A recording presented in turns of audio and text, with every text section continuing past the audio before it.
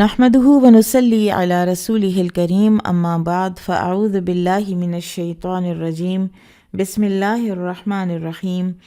رب اشرح لي صدري ويسر لي امري واحلل عقدة من لساني يفقهوا قولي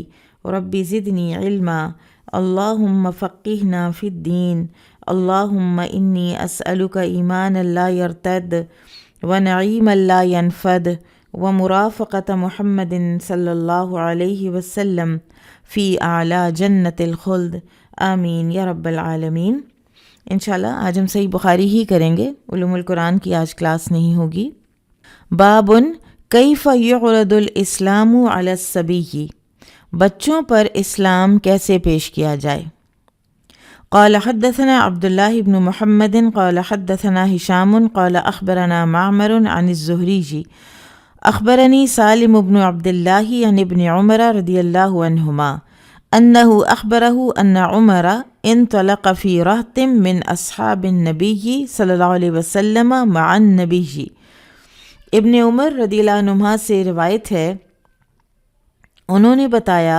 کہ نبی صلی اللہ علیہ وسلم کے ساتھ نبی صلی اللہ علیہ وسلم کے صحابہ کی ایک جماعت جس میں حضرت عمر بھی شامل تھے، وہ گئی قبل ابن سیاد، ابن سیاد کی طرف،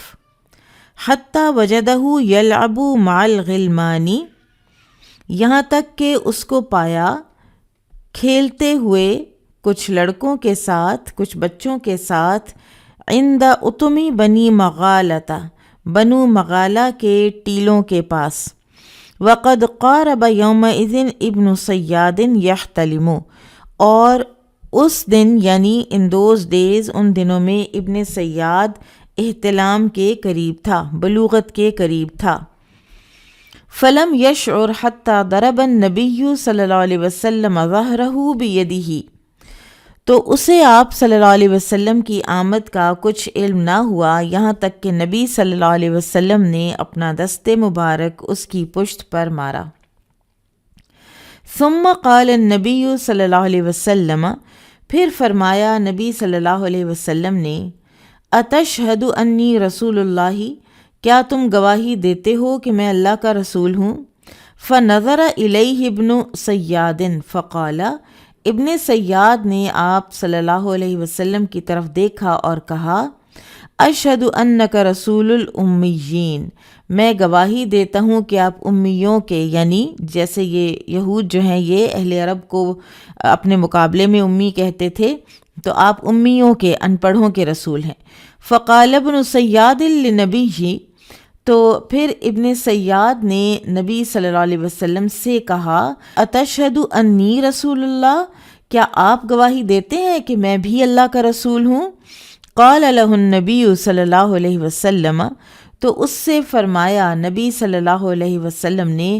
آمنت باللہ ورسلہ، میں اللہ اور اس کے رسولوں پر ایمان لایا، یعنی اللہ پر اور اس کے سچے اصل رسولوں پر میں ایمان لایا۔ قال النبی صلی اللہ علیہ وسلم ماذا تری، تو نبی صلی اللہ علیہ وسلم نے فرمایا تجھے کیا نظر آتا ہے؟ قال ابن سیاد، ابن سیاد کہنے لگا، یأتینی صادق و کاذب، میرے پاس سچا اور جھوٹا دونوں آتے ہیں۔ قال النبی صلی اللہ علیہ وسلم، تو نبی صلی اللہ علیہ وسلم نے فرمایا، لبس علیک الامر، تجھ پر حقیقت حال مشتبہ ہو گئی ہے۔ قال النبی صلی اللہ علیہ وسلم، پھر فرمایا نبی صلی اللہ علیہ وسلم نے، انی قد خبأت لک خبأ، میں نے تیرے لیے اپنے دل میں ایک بات چھپائی ہے، سوچی ہے، یعنی میں نے دل میں ایک بات کی ہے، سوچی ہے، بتاؤ وہ کیا ہے۔ قال ابن سیاد، ابن سیاد نے کہا، ہوا الدخ، تو اس نے کہا وہ دخ ہے۔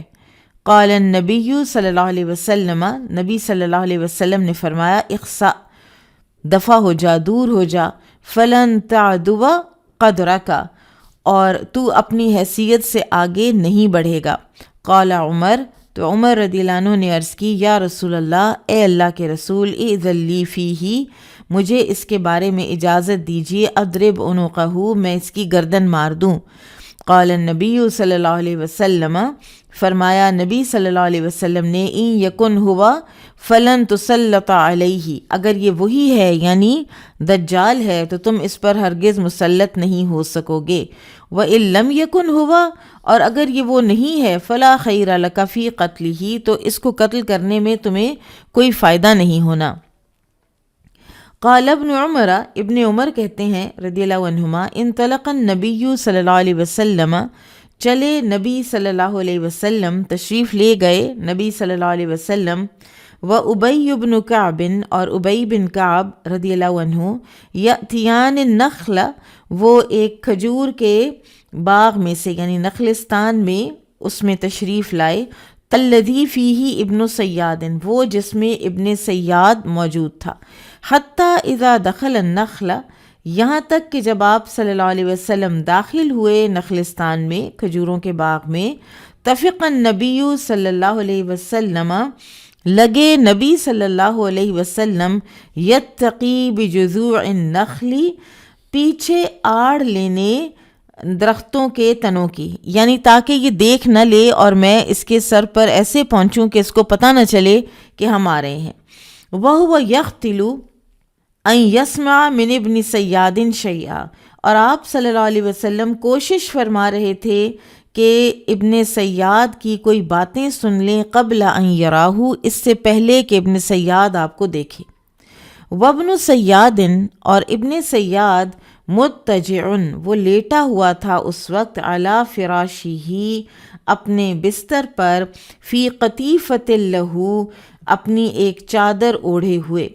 فیہا رمزۃ، اور وہ کچھ گنگنا رہا تھا، یا رمرمہ بھی آیا ہے یعنی کچھ منہ ہی منہ میں بول رہا تھا، منہ ہی منہ میں کچھ گنگنا رہا تھا۔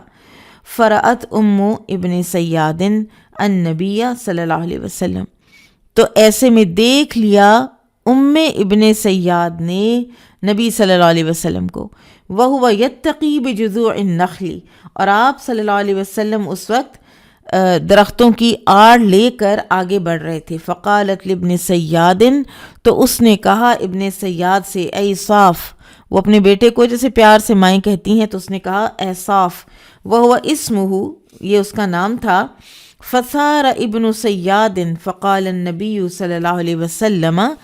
تو ابن سیاد یہ سنتے ہی اچھل پڑا یعنی چوکنا ہو گیا، چونک گیا، تو نبی صلی اللہ علیہ وسلم نے فرمایا، لو ترکتہ، اگر وہ چھوڑ دیتی اس کو، بینا، تو حقیقت حال واضح ہو جاتی کہ یہ کون ہے، اور یعنی کیا یہ واقعی دجال ہے یا یہ ویسے ہی ایک بچہ ہے کہ جس کے اوپر کوئی سچی جھوٹی کسی قسم کی کوئی جیسے کوئی اسپرٹس یا کچھ بھی اس کو آتا ہے یا یہ خود ہی لگا رہتا ہے۔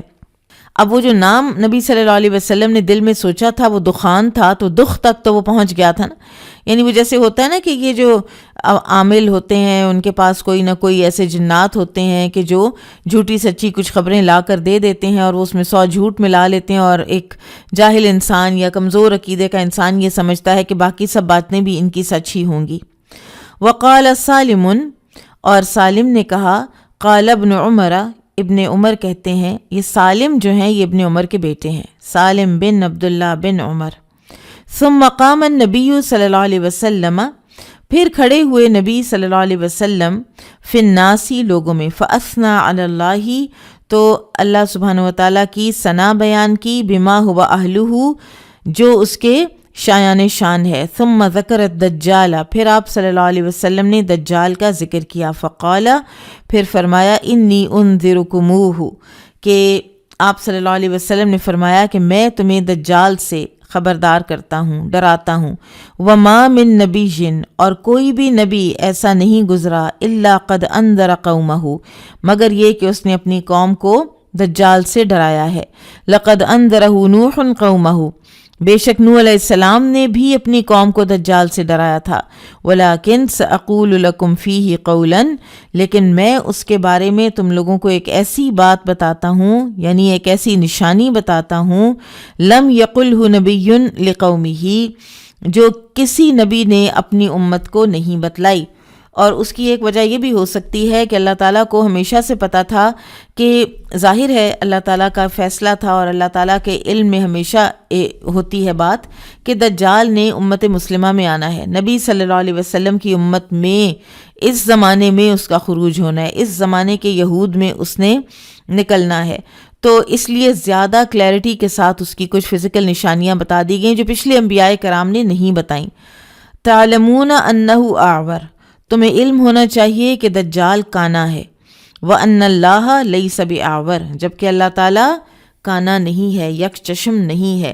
یعنی یہ اس لیے بھی کہا جاتا ہے کیونکہ دجال کو لوگ رب سمجھنے لگ جائیں گے، خدا سمجھنے لگ جائیں گے، کیونکہ اس کے ہاتھ میں ہر چیز کا اختیار ہوگا دنیاوی لحاظ سے، بارشیں اس کے حکم سے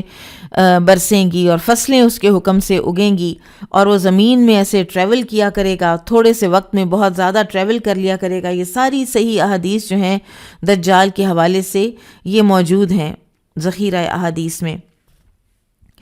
تو ان احادیث میں دجال کے مختلف 3 واقعات بیان ہوئے ہیں۔ امام بخاری رحمہ اللہ اس سے یہ ثابت کرنا چاہتے ہیں کہ بچہ اگر اقرار کر لے تو اس کا اسلام قبول ہوگا، کیونکہ آپ صلی اللہ علیہ وسلم نے ابن سیاد جو ابھی بلوغت کے قریب تھا، بالغ نہیں ہوا تھا، اس سے پوچھا تھا کہ تم کیا کہتے ہو میرے بارے میں، کیا تم یہ گواہی دیتے ہو؟ تو اگر وہ دے دیتا تو پھر اس نے مسلمان ڈکلیئر ہو جانا تھا، ٹھیک ہے۔ تو رسول اللہ صلی اللہ علیہ وسلم نے جو اس سے پوچھا تو اس کا مطلب ہے کہ اگر بچے کا اسلام قبول نہ ہوتا تو آپ اس پر اسلام پیش نہ کرتے۔ پھر رسول اللہ صلی اللہ علیہ وسلم نے بطور امتحان اس سے چند سوال کیے تاکہ صحابہ پر اس کا باطل ہونا واضح ہو جائے۔ چنانچہ اس نے خود ہی اقرار کر لیا کہ اس کے پاس سچا اور جھوٹا دونوں آتے ہیں، اور آپ صلی اللہ علیہ وسلم نے دل میں جو آیت سوچی تھی یوم تأتی السماء بدخان مبین، تو دخ تک وہ پہنچ گیا، جو کہ آدھی بات تھی جو شیاطین نے اس کو بتائی آ کر۔ بابو قول النبی صلی اللہ علیہ وسلم للیہود، نبی صلی اللہ علیہ وسلم کا یہود سے فرمانا اسلموا تسلموا، مسلمان ہو جاؤ سلامتی میں رہو گے۔ قال لہ المقبوری عن ابی ہریرہ، مقبوری نے ابو ہریرہ رضی اللہ عنہ سے اس حدیث کو نقل کیا ہے۔ مقبوری جو ہیں ان کا نام سعید بن ابو سعید المقبوری ہے۔ ان کے بارے میں 2 روایات آتی ہیں، ایک یہ کہ قبرستان کے قریب رہا کرتے تھے اس لیے ان کو مقبوری کہا جاتا ہے، اور ان کے والد کا نام کیسان ہے، اور ایک اور جو ہے روایت اس میں یہ پتہ چلتا ہے کہ یہ قبر کھودا کرتے تھے، تو اس لیے ان کو مقبوری کہا جاتا ہے۔ اور امام بخاری نے جس حدیث کی طرف اشارہ کیا ہے وہ صحیح بخاری الجزیہ والموادعہ میں آ گئی حدیث آگے جا کر، وہ یہ ہے کہ ابو ہریرہ رضی اللہ عنہ فرماتے ہیں کہ ہم مسجد نبوی میں تھے کہ رسول اللہ صلی اللہ علیہ وسلم تشریف لائے اور فرمایا یہودیوں کی طرف چلیں۔ چنانچہ ہم روانہ ہوئے، جب ہم بیت المدراس پہنچے تو آپ نے ان سے فرمایا اسلام لے آؤ تو سلامتی کے ساتھ رہو گے، اور جان لو کہ زمین اللہ اور اس کے رسول کی ہے۔ بیت المدراس جو ہے نا، یہ ان کا باقاعدہ پوری ایک کمیونٹی سینٹر یا ایک ہال تھا، یا جیسے یونیورسٹی نما ان کی ایک جگہ تھی کہ جس میں یہ تورات کی تعلیم حاصل کرتے تھے، اور ان کے سارے بڑے بڑے علماء وہاں بیٹھ کر تو فتاویٰ دیا کرتے تھے۔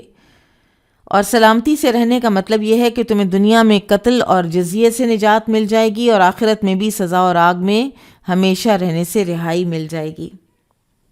باب اذا اسلم قوم فی دار الحرب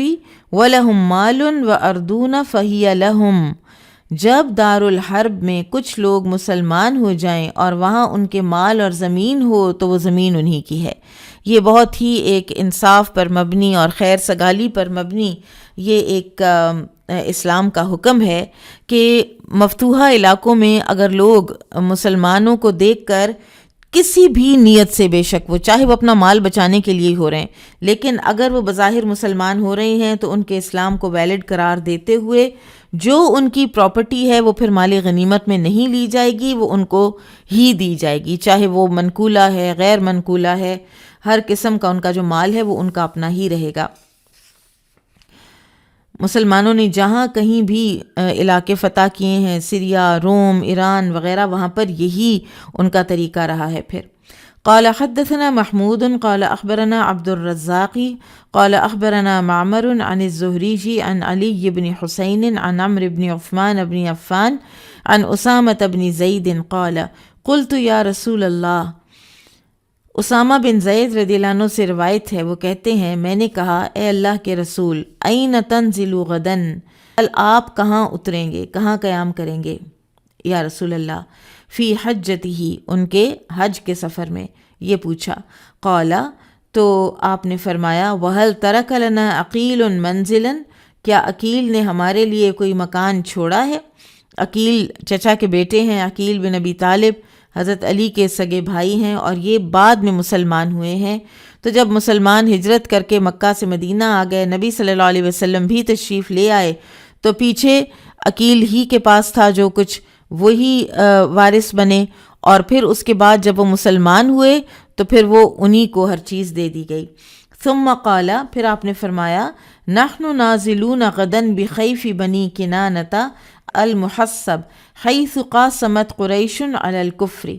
پھر آپ صلی اللہ علیہ وسلم نے فرمایا کل ہم لوگ بنو کنانہ کی وادی میں پڑاؤ کریں گے، جس کو وادی محصب کہا جاتا ہے، جہاں قریش نے کفر پر اڑے رہنے کی قسمیں کھائی تھیں، یعنی وہ جو بائیکاٹ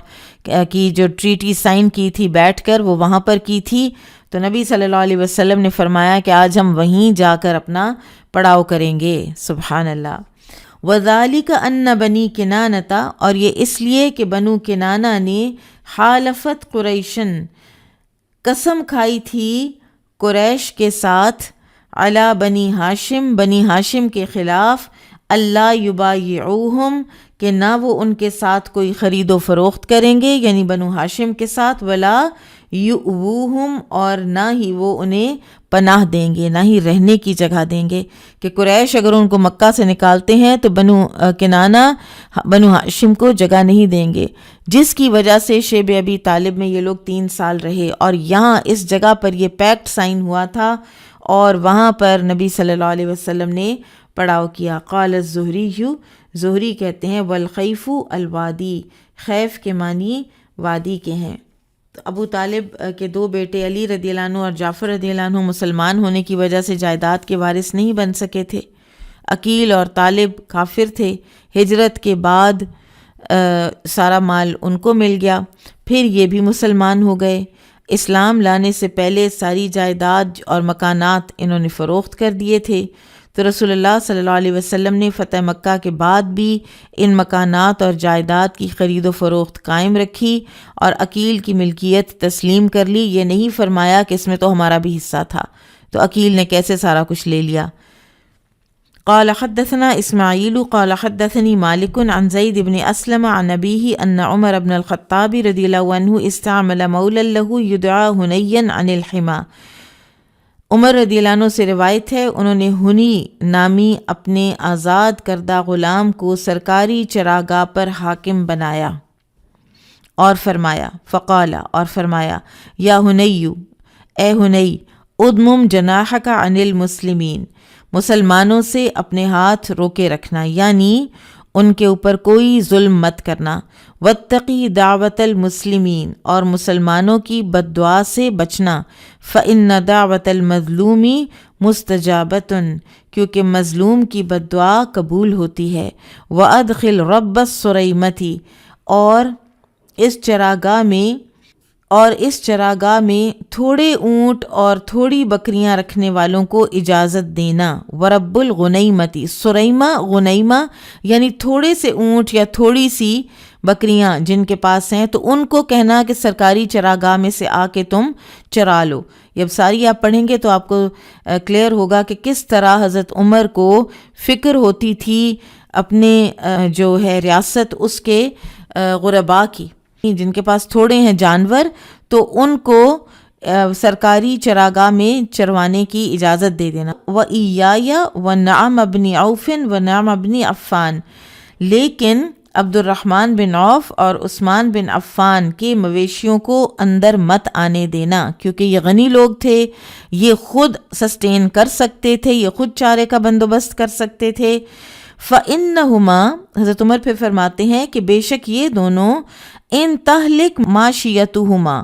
اگر ان کے جانور ہلاک بھی ہو گئے، یرجعانی الی نخل نحمدہ ونصلی علی رسولہ الکریم، اما بعد فاعوذ باللہ من الشیطان الرجیم، بسم اللہ الرحمن الرحیم، رب اشرح لی صدری ویسر لی امری واحلل عقدۃ من لسانی یفقہوا قولی، رب زدنی علما، اللہم فقہنا فی الدین، اللہم انی اسألک ایمانا لا یرتد ونعیما لا ینفد ومرافقۃ محمد صلی اللہ علیہ وسلم فی اعلی جنت الخلد، آمین یا رب العالمین۔ انشاءاللہ آج ہم صحیح بخاری ہی کریں گے، علوم القرآن کی آج کلاس نہیں ہوگی۔ بابن کیف یعرض الاسلام علی الصبی، بچوں پر اسلام کیسے پیش کیا جائے۔ قال حدثنا عبد الله بن محمد قال حدثنا هشام قال اخبرنا معمر عن الزهري اخبرني سالم بن عبد الله عن ابن عمر رضي الله عنهما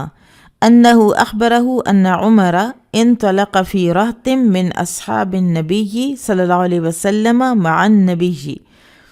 ابن عمر رضی اللہ عنہما سے روایت ہے، انہوں نے بتایا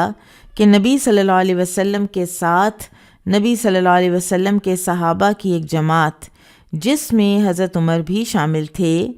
وہ گئی قبل ابن سیاد، ابن سیاد کی طرف، حتی وجدہ یلعب مع الغلمان، یہاں تک کہ اس کو پایا کھیلتے ہوئے کچھ لڑکوں کے ساتھ، کچھ بچوں کے ساتھ، عند اتمی بنی مغالۃ، بنو مغالہ کے ٹیلوں کے پاس، وقد قارب یومئذ ابن سیاد یحتلم، اور اس دن یعنی ان دوز ڈیز، ان دنوں میں ابن سیاد احتلام کے قریب تھا، بلوغت کے قریب تھا۔ فلم یشعر حتی ضرب النبی صلی اللہ علیہ وسلم ظہرہ بیدہ،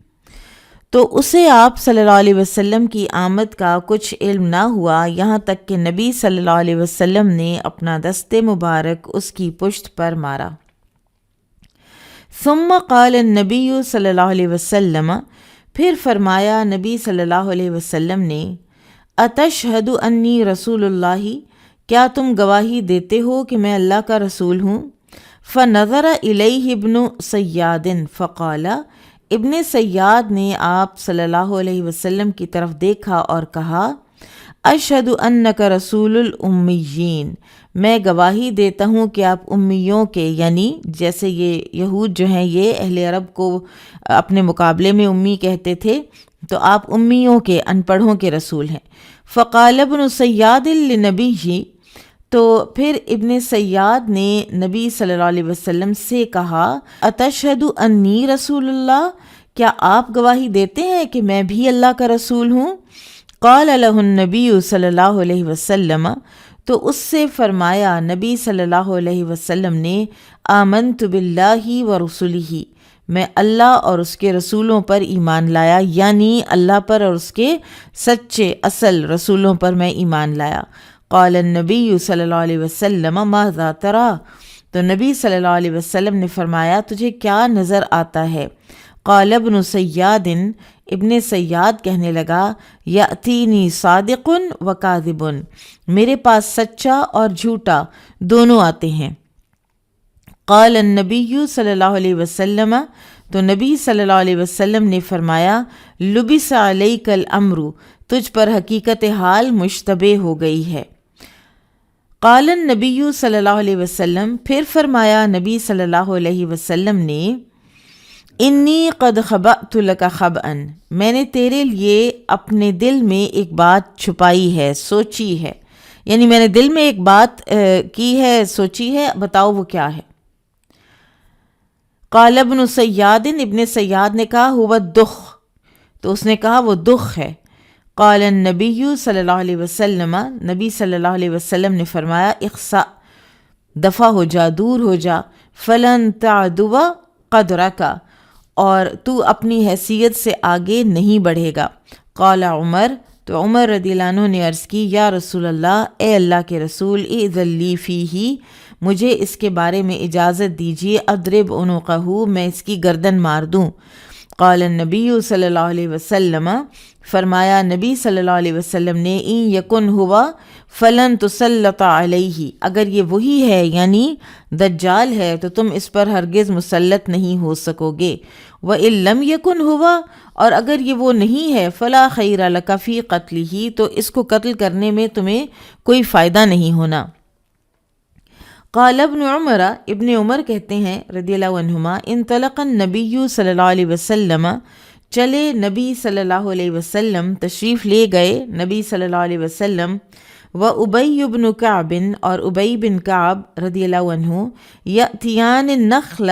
وہ ایک کھجور کے باغ میں سے یعنی نخلستان میں اس میں تشریف لائے، الذی فیہ ابن سیاد، وہ جس میں ابن سیاد موجود تھا، حتی اذا دخل النخل،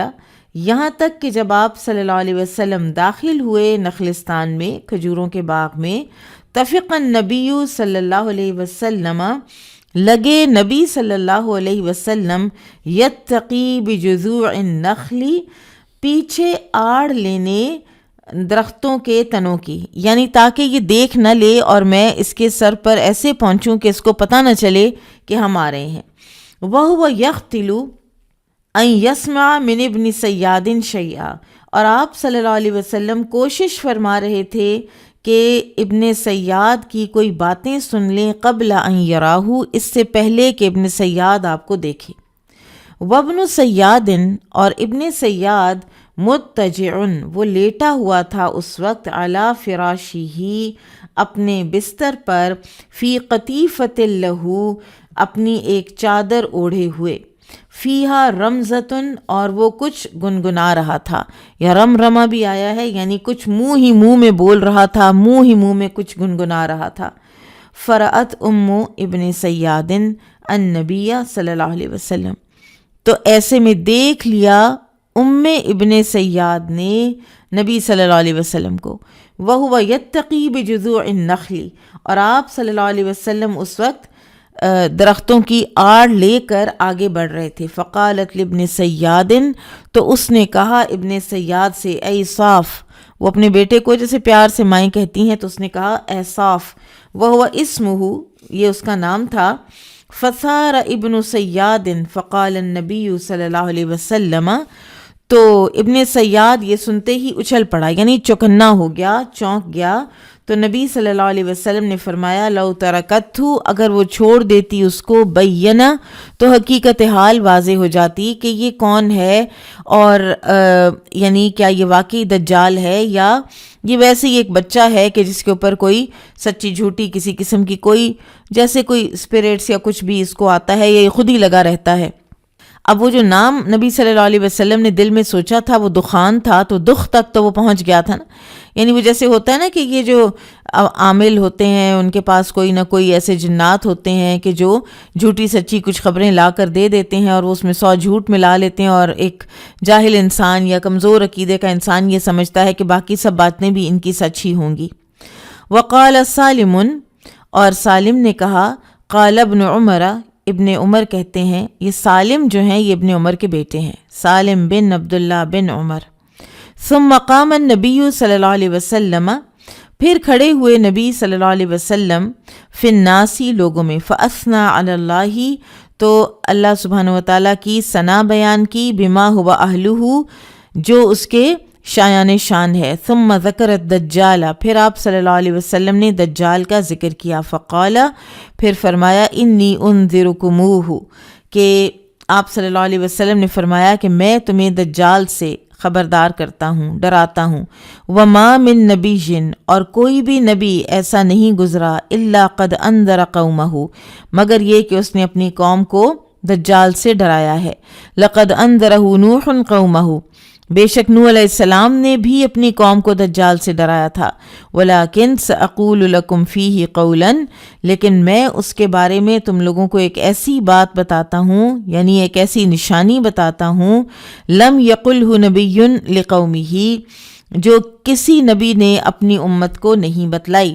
اور اس کی ایک وجہ یہ بھی ہو سکتی ہے کہ اللہ تعالیٰ کو ہمیشہ سے پتہ تھا کہ ظاہر ہے اللہ تعالیٰ کا فیصلہ تھا اور اللہ تعالیٰ کے علم میں ہمیشہ ہوتی ہے بات کہ دجال نے امت مسلمہ میں آنا ہے، نبی صلی اللہ علیہ وسلم کی امت میں اس زمانے میں اس کا خروج ہونا ہے، اس زمانے کے یہود میں اس نے نکلنا ہے۔ تو اس لیے زیادہ کلیئرٹی کے ساتھ اس کی کچھ فزیکل نشانیاں بتا دی گئیں جو پچھلے انبیاء کرام نے نہیں بتائیں۔ تعلمون انہ اعور، تمہیں علم ہونا چاہیے کہ دجال کانا ہے، وَأَنَّ اللَّهَ لَيْسَ بِأَعْوَرٍ، جبکہ اللہ تعالیٰ کانا نہیں ہے، یک چشم نہیں ہے۔ یعنی یہ اس لیے بھی کہا جاتا ہے کیونکہ دجال کو لوگ رب سمجھنے لگ جائیں گے، خدا سمجھنے لگ جائیں گے، کیونکہ اس کے ہاتھ میں ہر چیز کا اختیار ہوگا دنیاوی لحاظ سے، بارشیں اس کے حکم سے برسیں گی اور فصلیں اس کے حکم سے اگیں گی، اور وہ زمین میں ایسے ٹریول کیا کرے گا، تھوڑے سے وقت میں بہت زیادہ ٹریول کر لیا کرے گا۔ یہ ساری صحیح احادیث جو ہیں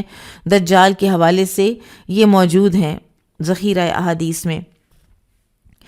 تو ان احادیث میں دجال کے مختلف 3 واقعات بیان ہوئے ہیں۔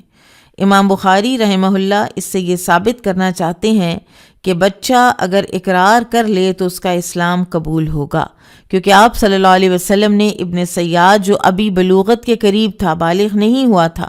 اس سے پوچھا تھا کہ تم کیا کہتے ہو میرے بارے میں، کیا تم یہ گواہی دیتے ہو؟ تو اگر وہ دے دیتا تو پھر اس نے مسلمان ڈکلیئر ہو جانا تھا، ٹھیک ہے۔ تو رسول اللہ صلی اللہ علیہ وسلم نے جو اس سے پوچھا تو اس کا مطلب ہے کہ اگر بچے کا اسلام قبول نہ ہوتا تو آپ اس پر اسلام پیش نہ کرتے۔ پھر رسول اللہ صلی اللہ علیہ وسلم نے بطور امتحان اس سے چند سوال کیے تاکہ صحابہ پر اس کا باطل ہونا واضح ہو جائے۔ چنانچہ اس نے خود ہی اقرار کر لیا کہ اس کے پاس سچا اور جھوٹا دونوں آتے ہیں، اور آپ صلی اللہ علیہ وسلم نے دل میں جو آیت سوچی تھی یوم تأتی السماء بدخان مبین، تو دخ تک وہ پہنچ گیا، جو کہ آدھی بات تھی جو شیاطین نے اس کو بتائی آ کر۔ بابو قول النبی صلی اللہ علیہ وسلم للیہود، نبی صلی اللہ علیہ وسلم کا یہود سے فرمانا اسلموا تسلموا، مسلمان ہو جاؤ سلامتی میں رہو گے۔ قال لہ المقبوری عن ابی ہریرہ، مقبوری نے ابو ہریرہ رضی اللہ عنہ سے اس حدیث کو نقل کیا ہے۔ مقبوری جو ہیں ان کا نام سعید بن ابو سعید المقبوری ہے۔ ان کے بارے میں 2 روایات آتی ہیں، ایک یہ کہ قبرستان کے قریب رہا کرتے تھے اس لیے ان کو مقبوری کہا جاتا ہے، اور ان کے والد کا نام کیسان ہے، اور ایک اور جو ہے روایت اس میں یہ پتہ چلتا ہے کہ یہ قبر کھودا کرتے تھے، تو اس لیے ان کو مقبوری کہا جاتا ہے۔ اور امام بخاری نے جس حدیث کی طرف اشارہ کیا ہے وہ صحیح بخاری الجزیہ والمبادعہ میں آ گئی حدیث آگے جا کر، وہ یہ ہے کہ ابو ہریرہ رضی اللہ عنہ فرماتے ہیں کہ ہم مسجد نبوی میں تھے کہ رسول اللہ صلی اللہ علیہ وسلم تشریف لائے اور فرمایا یہودیوں کی طرف چلیں۔ چنانچہ ہم روانہ ہوئے، جب ہم بیت المدراس پہنچے تو آپ نے ان سے فرمایا اسلام لے آؤ تو سلامتی کے ساتھ رہو گے، اور جان لو کہ زمین اللہ اور اس کے رسول کی ہے۔ بیت المدراس جو ہے نا، یہ ان کا باقاعدہ پوری ایک کمیونٹی سینٹر یا ایک ہال تھا، یا جیسے یونیورسٹی نما ان کی ایک جگہ تھی کہ جس میں یہ تورات کی تعلیم حاصل کرتے تھے، اور ان کے سارے بڑے بڑے علماء وہاں بیٹھ کر تو فتاویٰ دیا کرتے تھے۔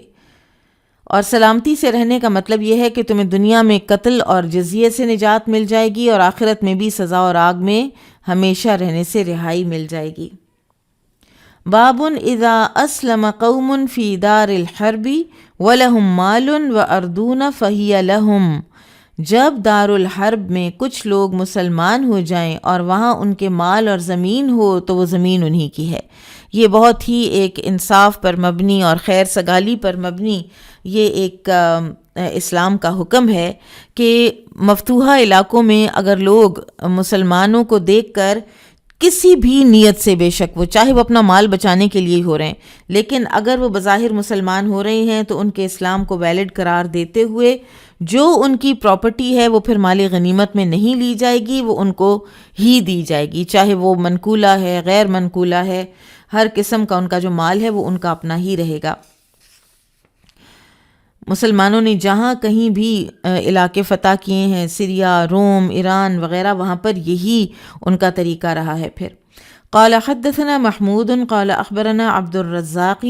قال اخبرنا معمر عن الزهري عن علي بن حسين عن عمرو بن عثمان بن عفان عن اسامة بن زید قال قلت یا رسول اللہ۔ اسامہ بن زید رضی اللہ عنہ سے روایت ہے، وہ کہتے ہیں میں نے کہا اے اللہ کے رسول، این تنزل غدن، کل آپ کہاں اتریں گے، کہاں قیام کریں گے یا رسول اللہ؟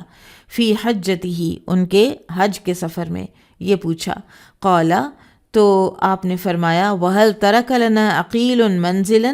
کیا عقیل نے ہمارے لیے کوئی مکان چھوڑا ہے؟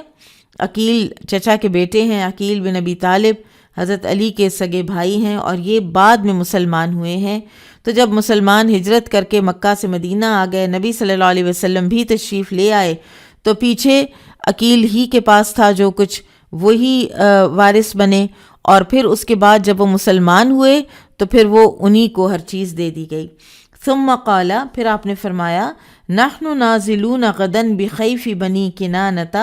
المحصب حیث قاسمت قریش علی الکفر۔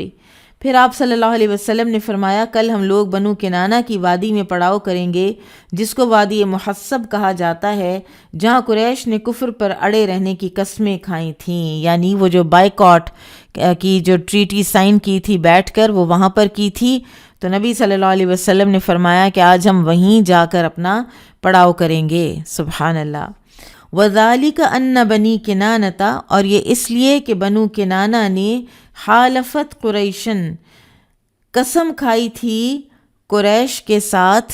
علی بنی ہاشم، بنی ہاشم کے خلاف، اللہ یبایعوہم، کہ نہ وہ ان کے ساتھ کوئی خرید و فروخت کریں گے، یعنی بنو ہاشم کے ساتھ، ولا یؤوہم، اور نہ ہی وہ انہیں پناہ دیں گے، نہ ہی رہنے کی جگہ دیں گے، کہ قریش اگر ان کو مکہ سے نکالتے ہیں تو بنو کنانہ بنو ہاشم کو جگہ نہیں دیں گے، جس کی وجہ سے شیب ابی طالب میں یہ لوگ 3 سال رہے، اور یہاں اس جگہ پر یہ پیکٹ سائن ہوا تھا، اور وہاں پر نبی صلی اللہ علیہ وسلم نے پڑاؤ کیا۔ قال الزہری، زہری کہتے ہیں والخیف الوادی، خیف کے معنی وادی کے ہیں۔ ابو طالب کے 2 بیٹے علی رضی اللہ عنہ اور جعفر رضی اللہ عنہ مسلمان ہونے کی وجہ سے جائیداد کے وارث نہیں بن سکے تھے۔ عقیل اور طالب کافر تھے، ہجرت کے بعد سارا مال ان کو مل گیا، پھر یہ بھی مسلمان ہو گئے۔ اسلام لانے سے پہلے ساری جائیداد اور مکانات انہوں نے فروخت کر دیے تھے، تو رسول اللہ صلی اللہ علیہ وسلم نے فتح مکہ کے بعد بھی ان مکانات اور جائیداد کی خرید و فروخت قائم رکھی، اور عقیل کی ملکیت تسلیم کر لی۔ یہ نہیں فرمایا کہ اس میں تو ہمارا بھی حصہ تھا، تو عقیل نے کیسے سارا کچھ لے لیا۔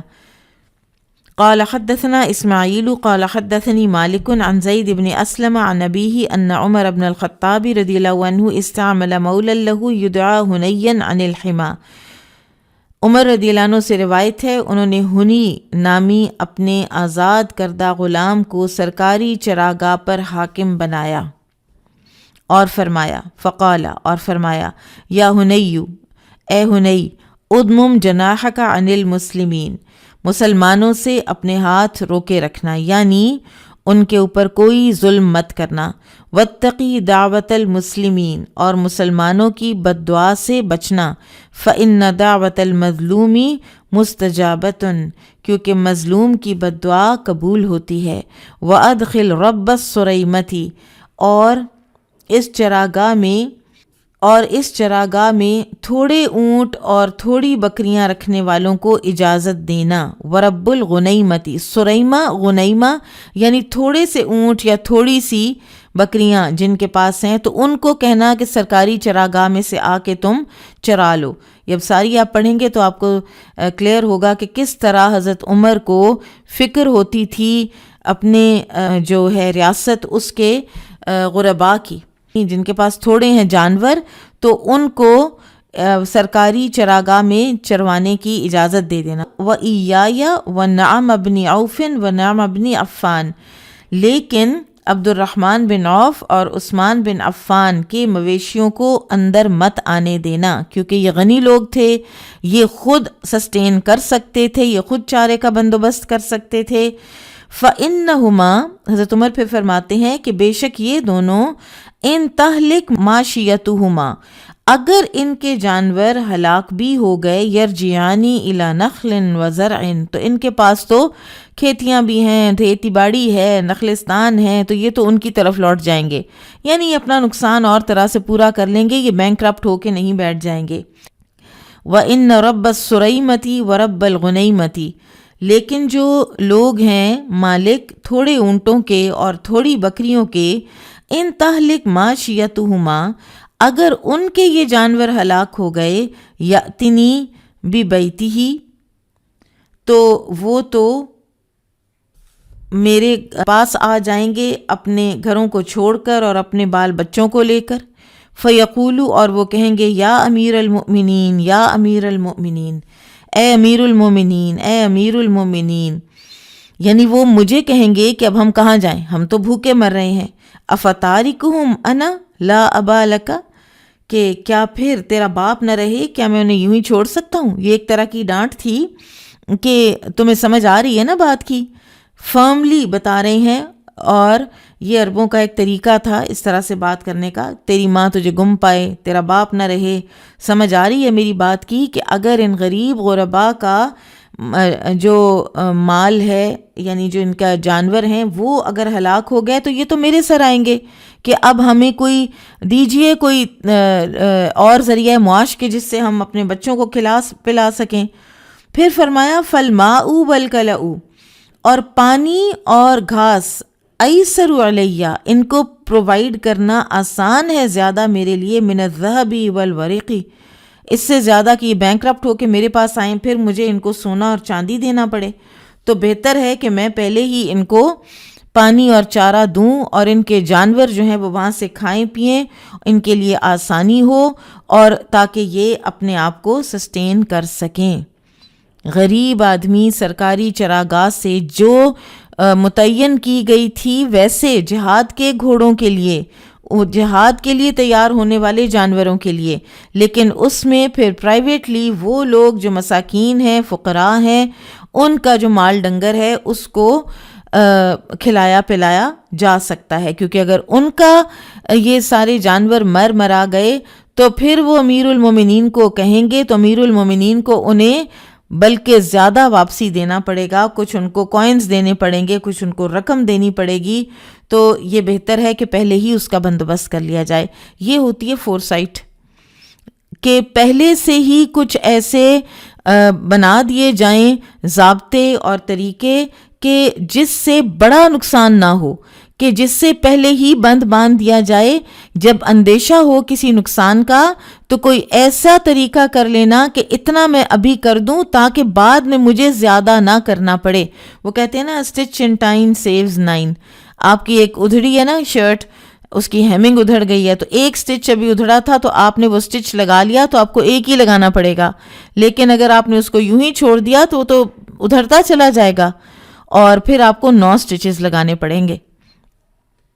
تو بیسیکلی عمر رضی اللہ تعالیٰ عنہ یہاں پر ایک حفظ ما تقدم کے طور پر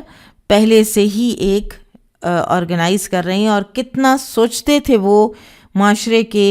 غریبوں کے لیے۔ وَأَيْمُ اللَّهِ، اور اللہ کی قسم، إِنَّهُمْ لَيَرَوْنَ أَنِّي قَدْ ظَلَمْتُهُمْ، یہ لوگ گمان کریں گے کہ میں نے ان پر ظلم کیا ہے۔ إِنَّهَا لَبِلَادُهُمْ، کیونکہ یہ زمین انہی کی ہے، قَاتَلُوا عَلَيْهَا فِي الْجَاهِلِيَّةِ وَأَسْلَمُوا عَلَيْهَا فِي الْإِسْلَامِ، انہوں نے زمانہ جاہلیت میں ان کے لیے لڑائیاں لڑی ہیں اور اسلام لانے کے بعد ان کی ملکیت کو برقرار رکھا ہے۔ والذی نفسی بیدی لولا المال الذی احمل علیہ فی سبیل اللہ ما حمیت علیہم من بلادہم شبرا، اس ذات کی قسم جس کے ہاتھ میں میری جان ہے، اگر میرے ایسے جانور نہ ہوتے جن کو میں اللہ کی راہ میں سواری کے لیے دیتا ہوں تو میں ان کے علاقوں میں سے ایک بالشت زمین بھی چراگاہ نہ بناتا۔ یعنی یہ مفتوحہ علاقوں کی بات ہو رہی تھی نا، تو میں کسی ذرا سی زمین کو بھی چراگاہ نہ بناتا اگر یہ مجبوری نہ ہوتی، اگر یہ جہاد کے لیے جانور تیار کرنے کی مجبوری نہ ہوتی۔ اور حما جو ہے وہ ایسی چراگاہ کو کہتے ہیں کہ جسے حاکم صدقے کے جانوروں کے لیے اور اسی طرح جہاد کے تیار کرنے کے جانوروں کے لیے وہ مختص کر دیتا ہے۔ تو ایسی چراگاہ میں غریبوں کے جانوروں کے چرنے کا پہلا حق ہے۔ امام بخاری رحمہ اللہ نے اس عنوان میں حضرت عمر کے ارشاد سے ثابت کیا کہ وہ زمین انہی کی تھی جو مفتوحہ علاقوں کے لوگ تھے۔ زمانہ جاہلیت میں انہوں نے اس کے لیے لڑائیاں لڑیں اور اسلام لانے کے بعد انہی کی ملکیت میں رہی۔ تو اس سے معلوم ہوا کہ کافر کی منقولہ اور غیر منقولہ جائیداد اسلام لانے کے بعد اسی کی رہتی ہے، اگرچہ وہ دارالحرب ہی میں رہے۔ بابو کتابت الامام الناس، حاکم وقت کا مردم شماری کرانا۔ تو یہ جو پاپولیشن کی گنتی ہے کہ ہمارے ہاں کتنے لوگ ہیں اور اس کے مطابق کچھ چیزیں آرگنائز کرنا، یہ نبی صلی اللہ علیہ وسلم کے زمانے سے چلی آ رہی ہے بات، مسلمانوں میں بھی۔ اور اسی طرح یہ جو بڑی بڑی سپر پاورز تھی نا، روم اور ایران وغیرہ، یہ بھی کئی دیوان بناتے تھے، کئی رجسٹریشنز کیا کرتے تھے، اور اسلام نے بھی اس طریقے کو قائم رکھا ہے۔ قال حدثنا محمد بن یوسف قال حدثنا سفیان عن الاعمش عن ابی وائل عن حذیفہ رضی اللہ عنہ قال قال النبی صلی اللہ علیہ وسلم، حذیفہ رضی اللہ عنہ سے روایت ہے، انہوں نے کہا کہ نبی صلی اللہ علیہ وسلم نے فرمایا، اکتبوا لی من تلفظ بالاسلام من الناس،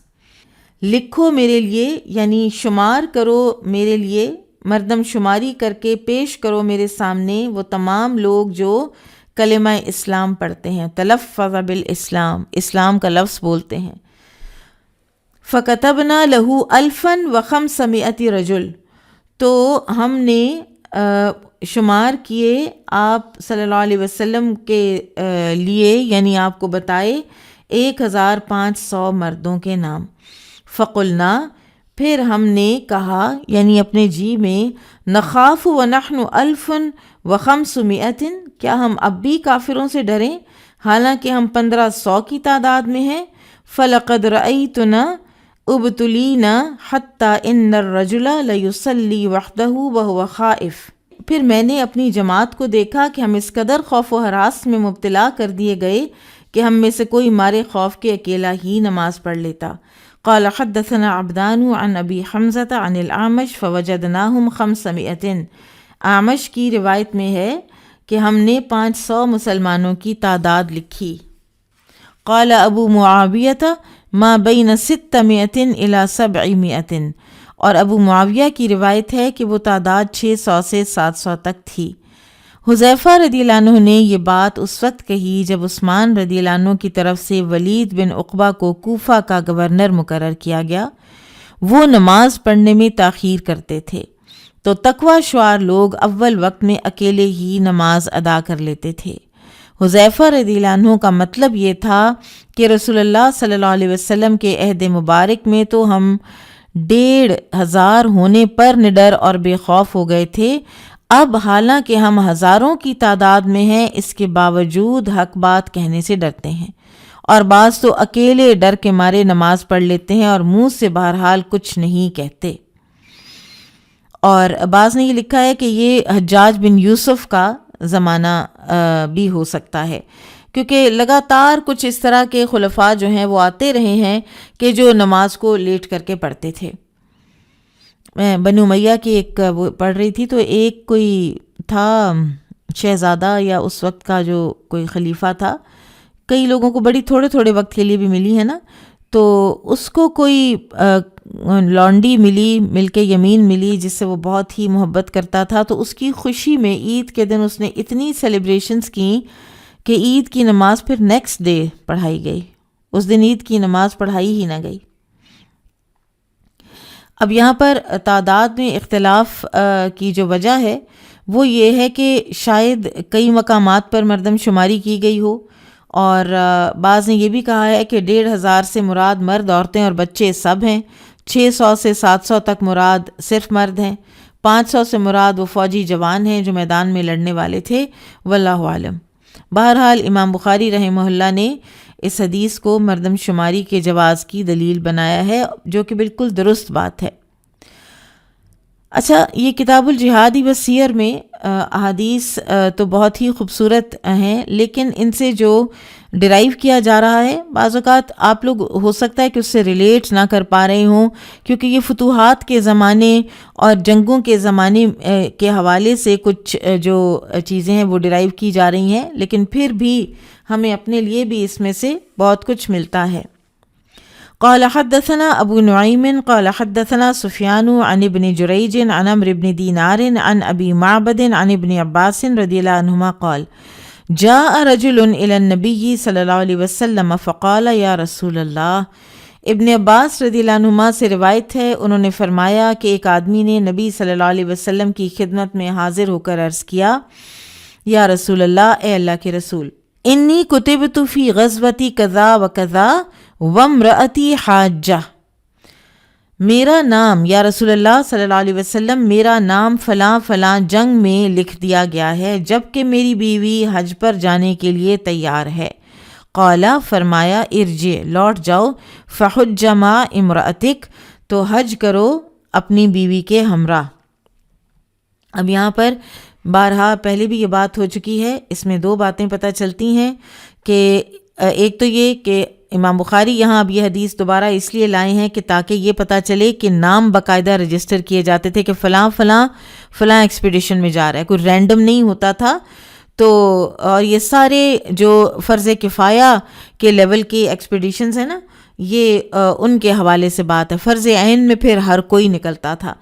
تو نبی صلی اللہ علیہ وسلم کے زمانے ہی میں یہ سارا معاملہ آرگنائز ہو گیا ہوا تھا۔ اور دوسری بات جو ہے وہ یہاں پہ پھر آپ کو بتاتی چلوں کہ یہاں پر علماء کا اختلاف ہے، ایک تو اس حدیث سے اور اس جیسی دوسری جو حدیث ہیں کہ عورت کے اکیلے نہ ٹریول کرنے کے حوالے سے جو حدیث ہیں اس سے لیتے ہیں کہ کسی صورت عورت کو کوئی بھی سفر محرم کے بغیر نہیں کرنا چاہیے، نہ حج کا، نہ عمرے کا، اور نہ ہی کوئی اور دوسری جو علماء ہیں وہ کہتے ہیں کہ یہ فتنے کا کیونکہ دور تھا تو اس لیے آپ صلی اللہ علیہ وسلم نے ان کو واپس بھیجا، اور جو جہاد ہے وہ اس وقت فرض کفایہ تھا، فرض عین نہیں تھا، تو اس لیے آپ صلی اللہ علیہ وسلم نے ان صحابی سے فرمایا کہ جاؤ اور اپنی بیوی کے ساتھ حج کر کے آؤ، یعنی ایز محرم اس کے ساتھ جاؤ۔ لیکن اگر فتنے کا دور نہ ہو اور سیکیورٹی کے میجرز جو ہیں وہ بڑھ چکے ہوں تو پھر کسی امانت دار، کسی ایک میچور اور ایسی خواتین کے گروپ میں جایا جا سکتا ہے۔ یہ دونوں آراء موجود ہیں، واللہ عالم۔ اس کو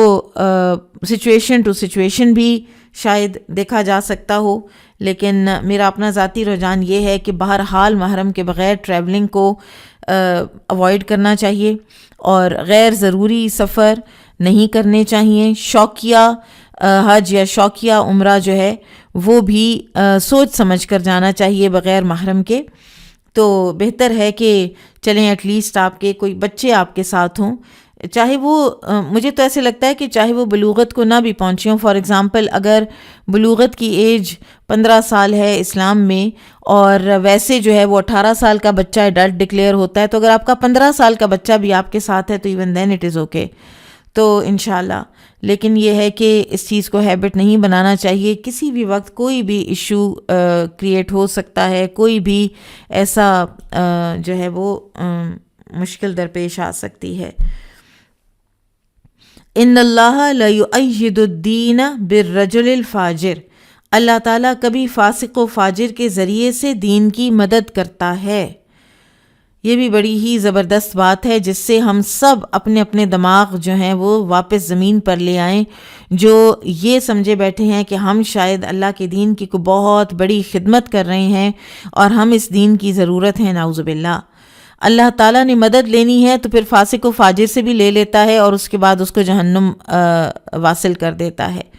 تو ہمیں کیا پتا ہم کس کیٹیگری میں آتے ہیں، تو لہٰذا کوئی بندہ بھی اپنے دین کی ہوئی، دین کی خاطر کی ہوئی خدمت کو نہ کسی کو کبھی جتائے اور نہ ہی کبھی اپنے دل میں کوئی عجب جو ہے نا یا خود پسندی جس کو کہتے ہیں وہ بھی لائے۔ قال حدثنا ابو الیمانی قال اخبرنا شعیب عن الزہری وحدثني محمود حدثنا عبد الرزاق قال اخبرنا معمر عن الزہری عن ابن المسیب عن ابی ہریرہ رضی اللہ عنہ قال شہدنا مع رسول اللہ صلی اللہ علیہ وسلم. ابو ہریرہ رضی اللہ عنہ سے روایت ہے، انہوں نے کہا کہ ہم ایک جنگ میں رسول اللہ صلی اللہ علیہ وسلم کے ساتھ تھے. فقال لرجل، تو آپ صلی اللہ علیہ وسلم نے فرمایا ایک آدمی کے لیے، ممن یدعی الاسلام، ان میں سے جو اسلام کا دعوے دار تھا، اس کے بارے میں آپ صلی اللہ علیہ وسلم نے فرمایا ھذا من اہل النار،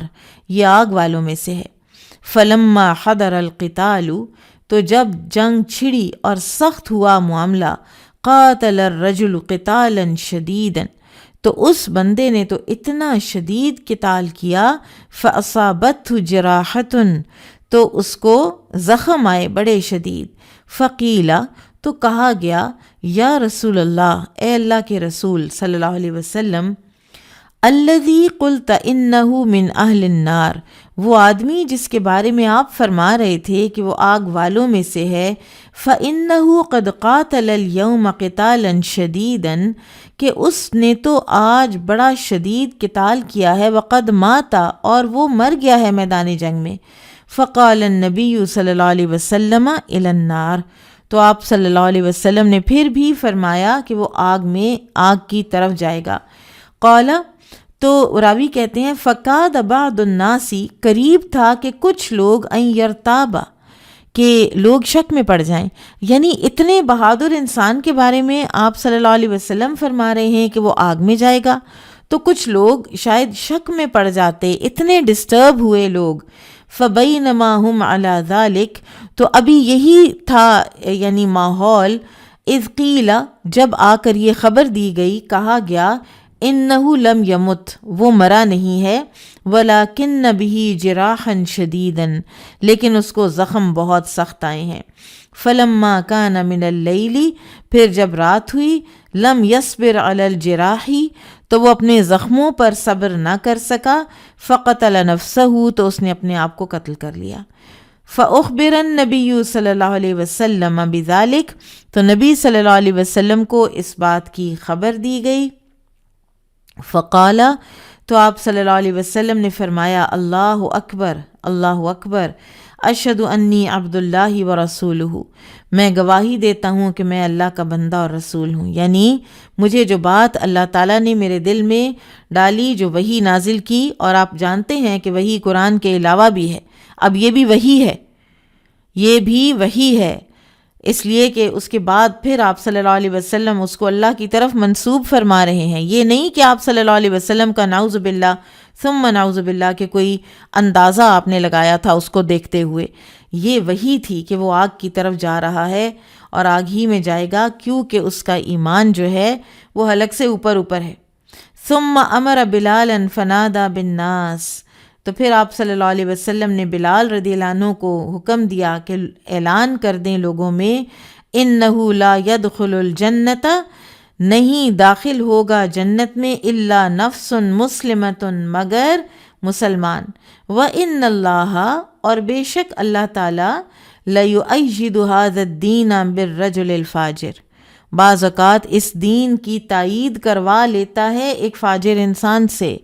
لیکن وہ فاجر انسان جنت میں نہیں جائے گا، جنت میں اہل ایمان ہی جائیں گے. بعض اوقات ہوتا ہے اہل ایمان کمزور ہوتے ہیں، آج بھی اہل ایمان کمزور ہیں.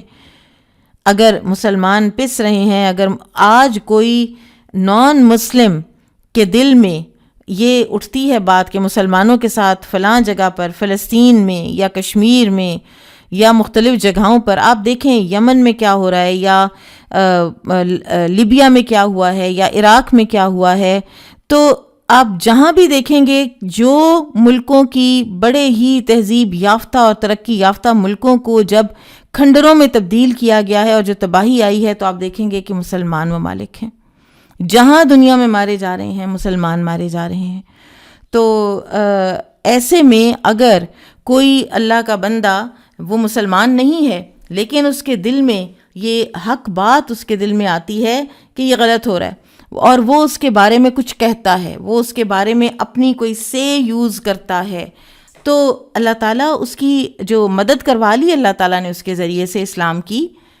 لیکن اس کا اس کو قیامت کے دن اجر کوئی نہیں ملنا، کیونکہ وہ مسلمان نہیں ہے۔ یہاں پر عقیدے کی اہمیت کا بھی پتہ چلتا ہے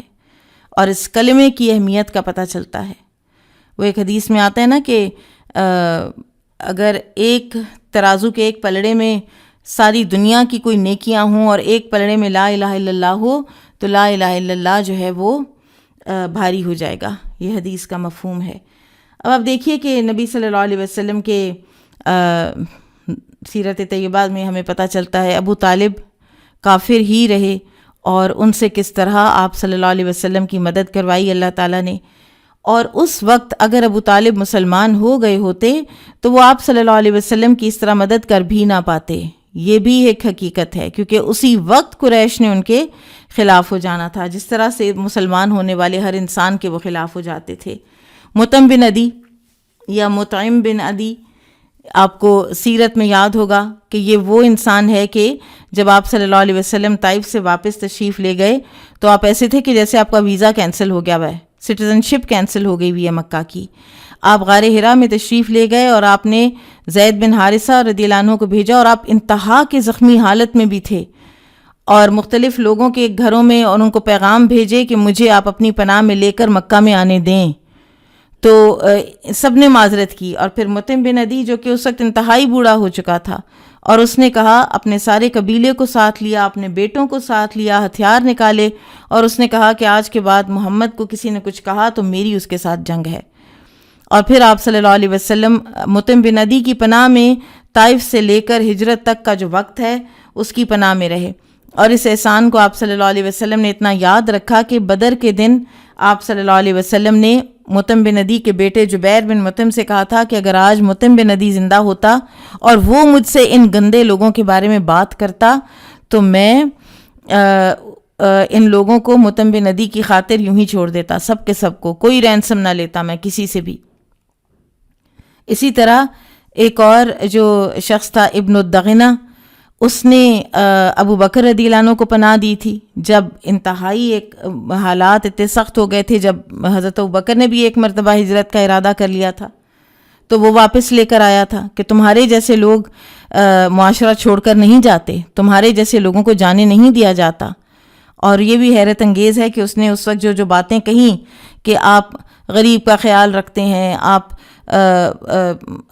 مہمان نوازی کرتے ہیں، آپ غریبوں کا اور بیواؤں کا بوجھ اٹھاتے ہیں، اور ایگزیکٹ وہی ورڈنگ ہے جو سیدہ خدیجہ رضی اللہ تعالیٰ عنہ نے بولی تھی جب آپ صلی اللہ علیہ وسلم ہیرا سے تشریف لائے تھے۔ پھر اسی طرح سے آپ صلی اللہ علیہ وسلم نے قبیلہ بنی عبد الدیل کا ایک شخص تھا عبداللہ بن عریقت، جس سے کہ آپ صلی اللہ علیہ وسلم نے اجرت پر وہ کیا تھا معاہدہ کہ وہ آپ کو کسی ایسے غیر معروف روٹ سے آپ کو مکہ سے مدینہ پہنچا دے گا، تو اس شخص نے پہنچایا تھا۔ حالانکہ آپ صلی اللہ علیہ وسلم کی اس وقت جو ہیڈ منی کفار نے رکھی ہوئی تھی وہ کتنی زیادہ تھی، لیکن اس شخص نے پوری امانت داری کے ساتھ آپ صلی اللہ علیہ وسلم کو مدینہ پہنچایا تھا۔ تو لہٰذا اللہ تعالیٰ فاجر سے اور فاسق سے اور کافر سے اپنے دین کی مدد کروا لیتے ہیں، لیکن ہمارا ایمان اتنا کمزور نہیں ہونا چاہیے کہ ہم یہ دیکھ کر کہ وہ لوگ اگر کوئی کسی فطری تقاضے کے تحت یا اپنی طبعی کسی انٹیگریٹی کے تحت وہ کوئی اچھا کام کر رہے ہیں تو ہم کہیں کہ بس اچھے ہی یہ لوگ ہیں، اور ہم اس عقیدے کو اور اس کلمے کو کوئی امپورٹنس ہی نہ دیں۔ تو پھر اسی طرح سے یہ جو حدیث ہے، اس سے ایک مسئلہ جو علماء نے نکالا ہے وہ یہ ہے کہ آپ کافر ڈاکٹر سے علاج کروا سکتے ہیں اگر وہ جائز حلال علاج کرتا ہے، درست علاج کرتا ہے، جیسے سرجری وغیرہ کے لیے جو موجود ہیں وہاں پر ڈاکٹرز یا ان کی قابلیت یا ان کے پاس جو ایکوپمنٹ ہے، اپریٹس ہے، وہ ہمارے پاس یہاں اگر نہیں ہوتا اور کوئی باہر جا کر علاج کرواتا ہے اور کسی غیر مسلم ڈاکٹر سے کرواتا ہے تو اس میں کوئی وہ نہیں ہے حرج۔ بابو من تأمر فی الحرب من غیر امرۃ اذا خاف العدو، جو شخص سربراہ کی تقرری کے بغیر خود بخود امیر لشکر بن جائے جبکہ دشمن سے خطرہ ہو۔ قال حدثنا یعقوب بن ابراہیم قال حدثنا ابن علیۃ عن ایوب عن حمید بن حلال عن انس بن مالک رضی اللہ عنہ قال خطب رسول اللہ صلی اللہ علیہ وسلم فقال، انس بن مالک رضی اللہ عنہ سے روایت ہے، انہوں نے کہا کہ رسول اللہ صلی اللہ علیہ وسلم نے ایک دن خطبہ دیتے ہوئے فرمایا، اور یہ آپ پہلے بھی ہم پڑھ چکے ہیں بارہا کہ یہ جنگ موطا کا ذکر ہے، اور آپ صلی اللہ علیہ وسلم کو اللہ تعالیٰ یہاں پر لائیو بتا رہے تھے کہ اس وقت کیا ہو رہا ہے۔ فقالا، تو آپ نے فرمایا، اخذ الرایۃ زید فاصیبا، زید بن حارثہ رضی اللہ عنہ نے رایا یعنی جھنڈا اٹھایا، علم اٹھایا اور وہ شہید کر دیے گئے۔ ثم اخذها جعفر فاصیبا، پھر اس علم کو اٹھایا ہے جعفر رضی اللہ عنہ نے، وہ بھی شہید کر دیے گئے ہیں۔ ثم اخذها عبداللہ بن رواحہ فاصیبا، پھر اس کو لے لیا ہے عبداللہ بن رواحہ نے اور وہ بھی شہید کر دیے گئے ہیں۔ اور یہ تینوں اسی ہائرارکی کے ساتھ آپ صلی اللہ علیہ وسلم نے امراء بنا کر بھیجے تھے۔ پھر اس کے بعد آپ نے فرمایا تھا کہ پھر اس کے بعد جو مسلمان آپس میں خود فیصلہ کر لیں۔ پھر کیا ہوا، جب یہ تینوں شہید ہوئے تو ہمیں پتہ چلتا ہے کہ ایک صحابی تھے جنہوں نے جھنڈا اٹھایا اور خالد بن ولید کو دیا کہ آپ امیر بنیں اور آپ ہینڈل کریں اب اس ساری بگڑتی ہوئی صورتحال کو۔ ثم اخذها خالد بن الولید، تو پھر اس جھنڈے کو لے لیا خالد بن ولید نے، عن غیر امرتن، کسی نئی ہدایت کے بغیر، یعنی اب وہ نئے امیر بنے ہیں نا، پہلے عمراء کو تو ہدایات تھیں نبی صلی اللہ علیہ وسلم کی، لیکن اب ان کو تو کوئی ہدایت نہیں ملی۔ ففتح اللہ علیہ، تو اللہ تعالیٰ نے فتح و کامرانی سے ہمکنار کیا ہے۔ تو آپ صلی اللہ علیہ وسلم نے خود اس حدیث میں فرمایا ہے کہ جو جنگ مؤتہ تھی وہ شکست نہیں تھی، وہ فتح ہی تھی۔ فما یسرنی او قال ما یسرہم انہم عندنا، تو پھر فرمایا میرے لیے یا ان کے لیے کوئی خوشی کی بات نہیں کہ وہ ہمارے پاس زندہ ہوتے، یعنی یہاں ہونا کوئی اتنی خوشی کی بات نہیں تھا، زندہ واپس لوٹنا کوئی اتنی خوشی کی بات نہیں تھا بنسبت اس شہادت کے اور اس جنت کی عیش کے جو ان کو اب ملی ہے۔ وقالا، اور راوی حدیث انس بن مالک رضی اللہ عنہ کہتے ہیں، وَإِنَّ عَيْنَيْهِ لَتَذْرِفَانِ، اور آپ صلی اللہ علیہ وسلم کی آنکھوں سے آنسو بہہ رہے تھے۔ اس سے ایک بہت اہم بات پتہ چلتی ہے کہ جب بھی آپ یہ دیکھیں کہ کسی جگہ پر بہت ہی کوئی بگاڑ آ رہا ہے یا خرابی ہو رہی ہے اور وہاں پر کوئی بھی اب انیشیٹو لینے والا نہیں یا کوئی بھی کسی ایک گروپ آف پیپل کو لیڈ کرنے والا نہیں، اور آپ کو پتہ ہے کہ آپ کر سکتے ہیں اور آپ صورتحال میں بہتری لا سکتے ہیں،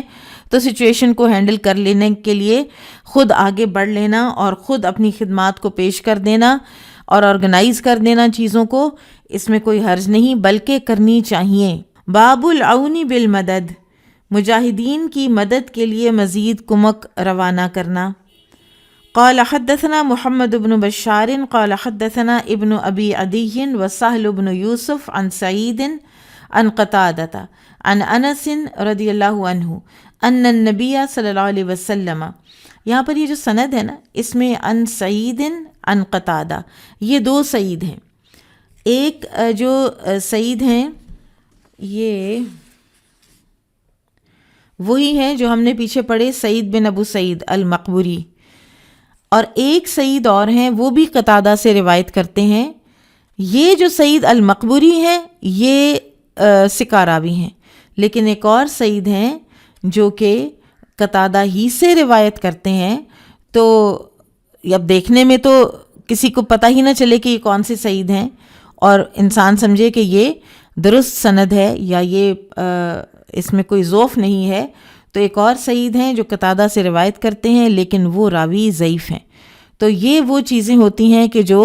حدیث کے جو علماء ہیں وہی جانچ سکتے ہیں ایک ایک راوی کو دیکھ کر اور اس کے حالات کو دیکھ کر کہ یہ حدیث ضعیف ہے یا صحیح ہے،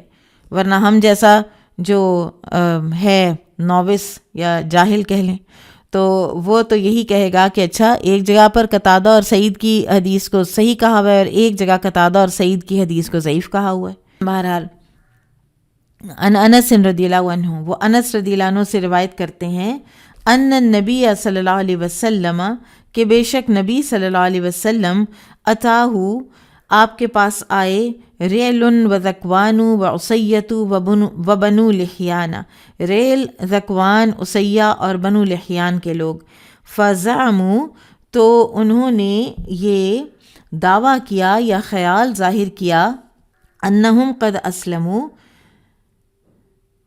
کہ وہ مسلمان ہو چکے ہیں، واستمدوہ علی قومہم تو انہوں نے آپ صلی اللہ علیہ وسلم سے اپنی قوم کے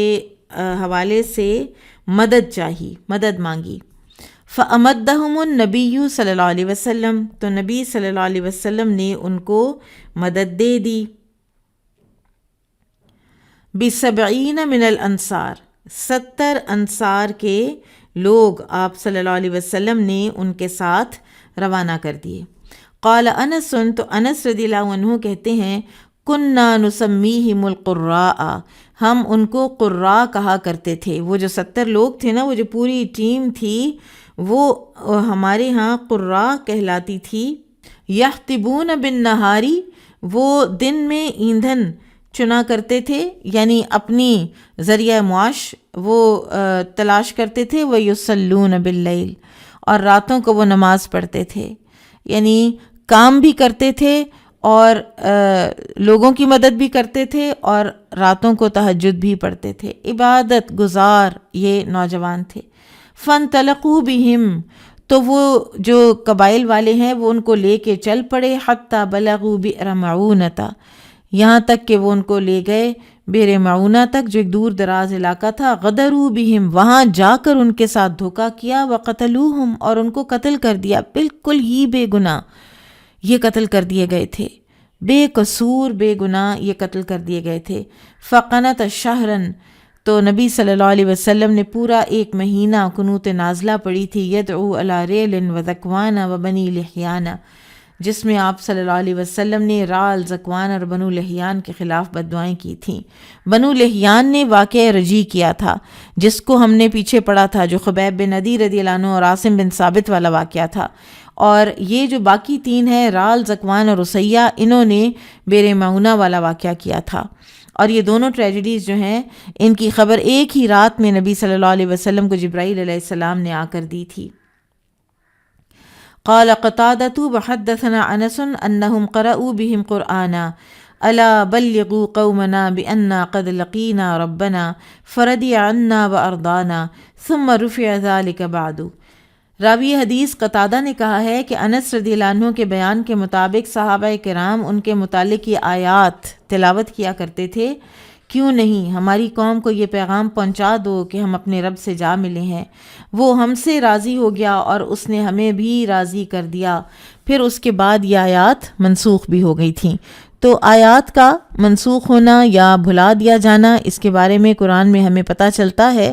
اللہ سبحانہ وتعالیٰ قرآن میں خود فرماتے ہیں ما ننسخ من آیت او ننسیها نأتی بخیر منہا او مثلہا، ہم کوئی آیت منسوخ کرتے ہیں یا اس کو بھلا دیتے ہیں تو پھر ہم یا اس کے جیسی یا اس سے بہتر کوئی اور آیت لے کر آتے ہیں۔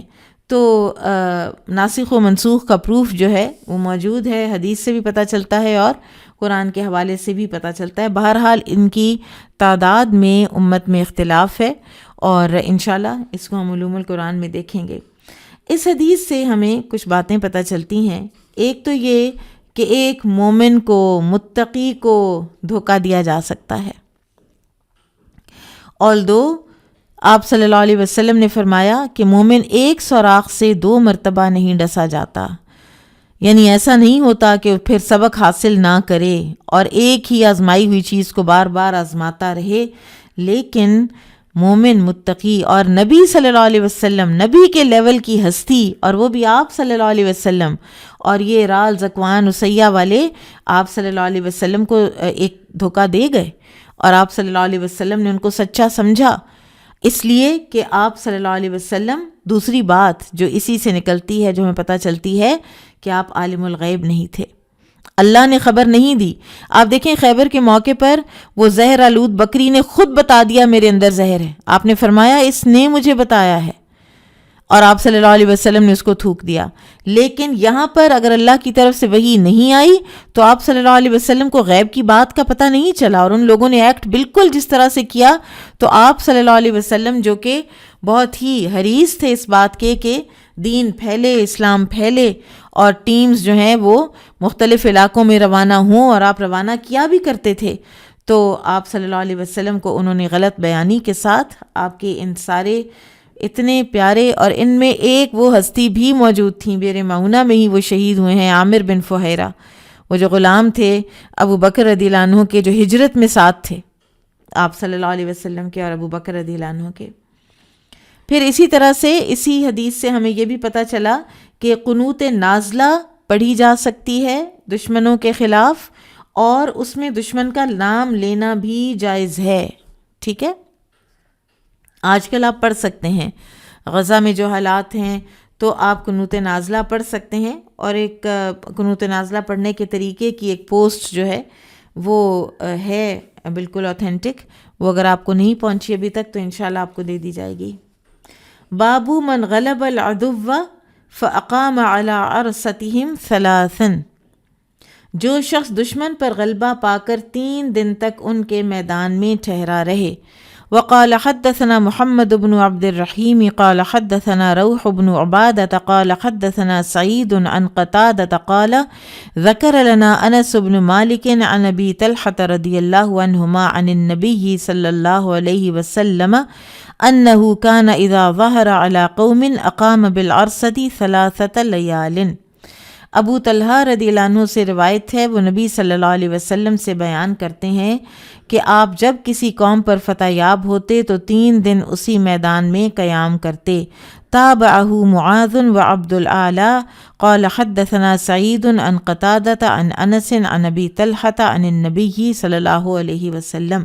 اس حدیث کو روایت کرنے میں معاذ اور عبد الاعلی نے روح بن عبادہ کی مطابقت کی ہے.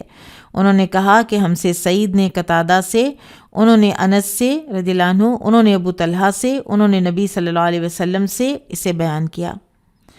اب 3 دن کا قیام جو ہے مفتوحہ علاقے میں وہ اسی صورت میں ہو سکتا ہے کہ جب دشمن سے کوئی خطرہ نہ ہو، اور یہ قیام اس لیے ہوتا تھا کہ اس علاقے کی فلاح و بہبود کے لیے مفید اصلاحات کی جائیں، کوئی پیکٹ سائن کیے جائیں، ارد گرد کے لوگوں کو بھی مسلمانوں کے احوال سے آگاہی ہو، کوئی اگر جزیہ دینے کو تیار ہوتا ہے، کوئی مسلمان ہوتا ہے، تو یہ سارا کچھ جو ہے یہ ان 3 دنوں میں کیا جاتا تھا. بابو من قسم الغنیمت فی غزوتی و سفری، میدان جنگ اور دوران سفر میں غنیمت تقسیم کرنا. یہ بڑی حیرت انگیز بات ہے کہ جو غنائم ہیں یہ سفر کے دوران بھی تقسیم ہوتے رہتے تھے، اور اس سے یہ پتہ چلتا ہے کہ کتنا آرگنائزڈ سسٹم تھا نبی صلی اللہ علیہ وسلم کے دور میں بھی. اور بعد میں جب یہ عراق کے علاقے فتح ہوئے ہیں، اور جیسے جیسے ایک ایک کوئی شہر فتح ہوتا اور اتنا ڈھیر جب ملتا تھا مال غنیمت، تو اسی وقت جیسے خالد بن ولید رضی اللہ عنہ کا جب ہم نے پڑھا تو ہم نے یہ دیکھا کہ وہ اسی وقت اس کو تقسیم کرتے فوجیوں کے اوپر، اور 5واں حصہ جو ہے خمس وہ نکال کر مدینہ روانہ بھی کر دیتے تھے انہی حالات میں، انہی جنگ کے دور میں. اور وہ سارا مال غنیمت ایک شہر سے دوسرے شہر پھر جانوروں پر ٹریول کرتا تھا سپاہیوں کے ساتھ. وقال رافع كنا مع النبي صلی اللہ علیہ وسلم بذی الحلیفة فأصبنا ابلا وغنما فعدل 10 من الغنم ببعیر. رافع رضی اللہ عنہ کہتے ہیں کہ ہم نبی صلی اللہ علیہ وسلم کے ہمراہ ذوالحلیفہ میں تھے، جہاں ہمیں بہت سے اونٹ اور بکریاں غنیمت کے طور پر ملیں، تو آپ صلی اللہ علیہ وسلم نے 10 بکریاں ایک اونٹ کے برابر قرار دیں. قال حدثنا حدبة بن خالد قال حدثنا همام عن قتادة أن أنسا أخبره قال ائتمر النبي صلى الله عليه وسلم من الجعرانة حيث قسم غنائم حنين. انس رضی اللہ عنہ سے روایت ہے، انہوں نے بتایا کہ نبی صلی اللہ علیہ وسلم نے جعرانہ کے مقام سے عمرہ کا احرام باندھا جہاں آپ نے حنین کی غنائم تقسیم کی تھیں. اور سیرہ میں اگر آپ پڑھیں تو یہ بھی ایک عقل کو دنگ کر دینے والا واقعہ ہے کہ کیسے حنین میں کتنی زیادہ جو غنائم ہیں وہ آئے تھے، اور اس کی وجہ یہ تھی کہ ان کا جو سپہ سالار تھا یا سردار مالک بن عوف غالباً اس کا نام تھا، کہ وہ نوجوان تھا اور اس نے بعد میں مسلمان بھی ہو گیا تھا اور اچھا مسلمان ہوا تھا، لیکن اس وقت اس نے فیصلہ یہ کیا کہ ہماری عورتیں، ہمارے بچے، ہمارا سارا جو جانور ہیں، بکریاں، اونٹ، گائیں، بھینسیں، ہر چیز ہمارے ساتھ جائے گی۔ اور لوگوں نے اس کو منع بھی کیا، بڑوں نے، تو کہتا تھا کہ نہیں، یہ ہمارے ساتھ ہوں گے تو پھر ہم جنگ زیادہ جیداری کے ساتھ لڑیں گے، ان کو پروٹیکٹ کرنے کے لیے، ان کو بچانے کے لیے۔ اور یہ سارے کا سارا مال غنیمت جو ہے یہ مسلمانوں کے ہاتھ میں آیا۔ پھر یہ بعد میں لوگ واپس آئے کچھ عرصے کے بعد، تو آپ صلی اللہ علیہ وسلم نے فرمایا کہ میں نے کتنے دن تم لوگوں کا انتظار کیا، پھر بعد میں نے غنائم تقسیم کیے ہیں، تو اب یہ ہے کہ یا اپنے قیدی واپس لے لو، اور یا پھر یعنی اب وہ چیزیں تو واپس نہیں ہو سکتی، میں دیکھ لیتا ہوں کہ کون کون واپس کرنے کو تیار ہے۔ تو پھر ان کے قیدی واپس ہوئے تھے حنین کے، قبیلہ بنو حوازن کے۔ باب اذا غنم المشرکون مال المسلم ثم وجدہ المسلم، جب مشرک کسی مسلمان کا مال لوٹ لیں، پھر مسلمانوں کے غلبے کی وجہ سے وہ مسلمان اپنا مال پالے، تو پھر کیا ہوگا؟ یعنی فار ایگزامپل جیسا کہ آگے آ رہا ہے کہ کسی کی ایک چیز جو ہے